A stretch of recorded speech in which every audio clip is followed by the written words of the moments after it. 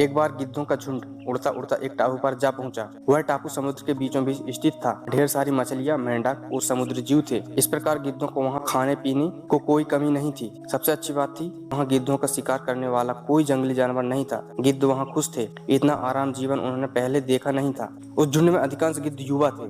वो सोचने लगे, अब जीवन भर इसी टापू पर रहना है, यहाँ से कहीं नहीं जाना है, क्योंकि इतना आरामदायक जीवन कहीं नहीं मिलेगा।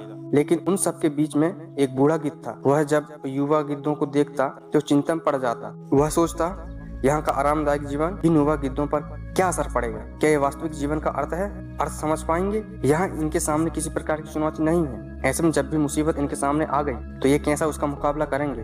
बहुत सोचने के बाद एक दिन बूढ़े गिद्ध ने सभी गिद्धों की सभा बुलाई। अपनी चिंता जताते हुए वह सबसे बोला, इस टापू पर रहते हुए हमें बहुत दिन हो गए हैं।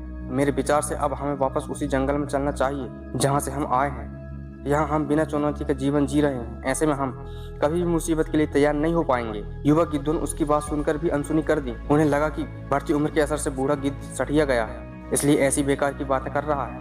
उन्होंने टापू की आराम की जिंदगी छोड़कर जाने से मना कर दिया। बूढ़े गिद्ध ने उन्हें समझाने की कोशिश की, तुम सब ध्यान नहीं दे रहे हैं कि आराम के आदी हो जाने के कारण तुम लोग उड़ना तक भूल चुके हो।